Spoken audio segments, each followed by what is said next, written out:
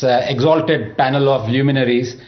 And I dare say, I of course speak as a layman here, and if I am hauled up for contempt, may I request some of your panelists to please represent me pro bono.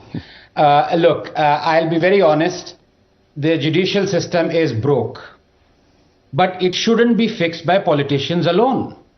Let me explain. It's a scintillating debate, and I dare say today's topic throws more questions than answers. But one, 70,572 cases are pending in the Supreme Court, 5.91 million pending in the High Courts, 41.51 million cases are pending in the district courts. Worse, out of these 47 million pending cases, 182,000 cases are as old as 30 years.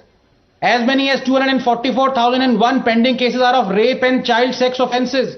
India has just 20 judges per million population, worse than sub-Saharan Africa. 38% of High Court and 21% of judicial positions overall lie vacant. 76% of all prisoners are under trials. As I said, the wheels of justice aren't just grinding slowly. Rahul, they've come to a halt. And one of the primary reasons is judicial appointments. Yes, of course, this system where judges appoint judges needs a serious overhaul. Around 50% of High Court judges and 33% of Supreme Court judges are related to senior judicial members. Only 250 families have ever sent judges to the Supreme Court. Conflict of interest is rife. At one point of time, 34 judges of a High Court had relatives working as lawyers in the same court. CGI Khare admitted corruption was rampant in lower courts. 9 Supreme Court judges said there was corruption in higher judiciary, a fact disclosed in the Supreme Court itself. And yet, no one but the judiciary, through Article 235 as well as the 1997 declaration, can investigate judicial corruption. Quite obviously, judicial appointments need to be overseen by a neutral party too. But here's the thing, are politicians neutral? Anything but.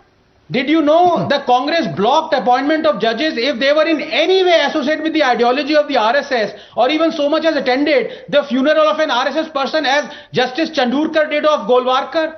And let me not even go into how many Supreme Court verdicts did the Congress overturn because of appeasement and placating vote banks. The Shah Bano verdict, the bank nationalization verdict, to name but two. It is obvious that if they overturn a judge's verdict, they'd much rather not have that judge there in the first place.